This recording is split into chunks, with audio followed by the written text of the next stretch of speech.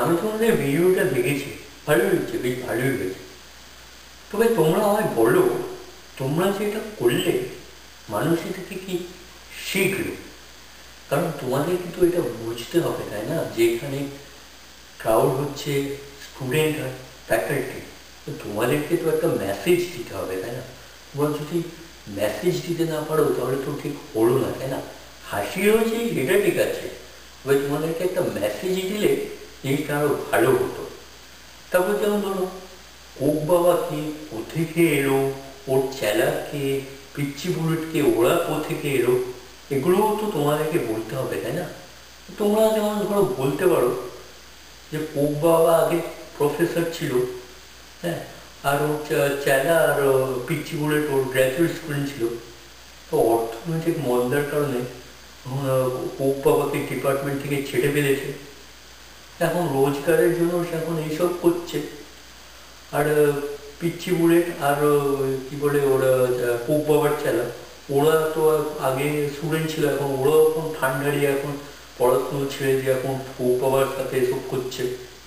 হ্যাঁ, আর তোমরা তো পাওয়ার পয়েন্ট স্লাইডে ইউজ করলে পারতে, তাই না?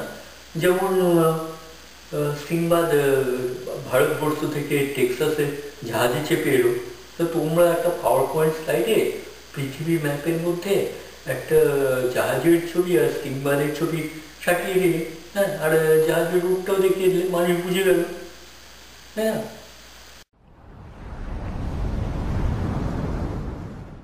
আর তারপর সিংবাদ তো হিউস্টনে নামলো, এখন ও হিউস্টন থেকে কিভাবে কলেজ স্টেশনে এলো, তাই আর কি আরও একটা স্লাইডে দেখিয়ে দাও।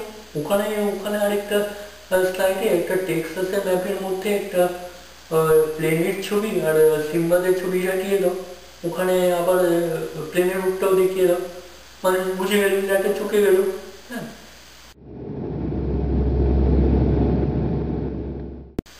তো এখন ওই হিউস্টন সিম্বাদ তো এত দূরে এলো, তো ওর নিশ্চয়ই এখন ক্ষুধো লেগেছে। তখন সিম্বাদের একটা ছবি খিচে পেলো ম্যাকডোনাল্ডসের সামনে, ওটাও আরেকটা স্লাইডে সাজিয়ে দাও, তাহলে তো হয়ে গেল।